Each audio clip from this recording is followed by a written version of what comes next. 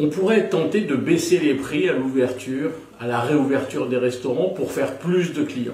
Ce serait une très mauvaise manœuvre qui de toute façon ne fonctionne plus déjà depuis très longtemps, bien avant le Covid, dans l'alimentation en général et dans la restauration en particulier. Il faut essayer en fait de supprimer cette barrière à l'entrée, tout du moins la contourner. Je m'explique. Avant de baisser ces prix, il faut chercher à mettre en place des modèles alternatifs, à faire payer probablement autrement, à faire mieux, à faire différemment, avant peut-être de directement faire du moins cher. Alors c'est clair que l'innovation va nous aider, le décalage de l'offre peut également y contribuer, et puis la différenciation évidemment sont sérieusement à étudier au niveau de la carte.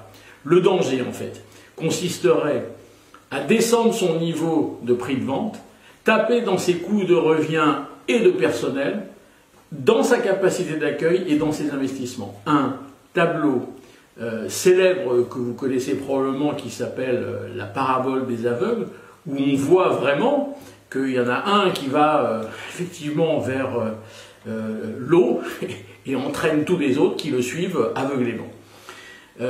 Votre concurrent baisse les prix, vous baissez avec lui.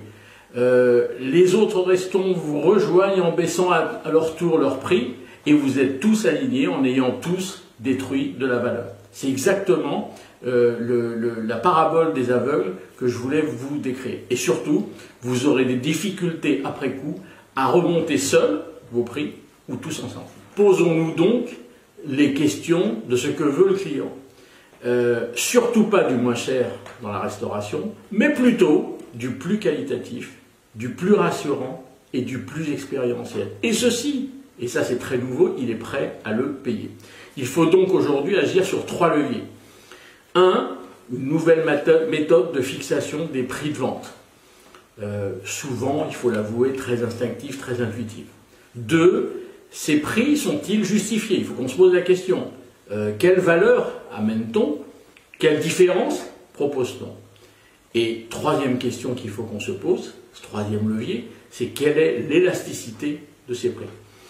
Appelez-nous, écrivez-nous, nous sommes à votre disposition pour en parler, parce que la stratégie prix est vraiment quelque chose aujourd'hui de très très important.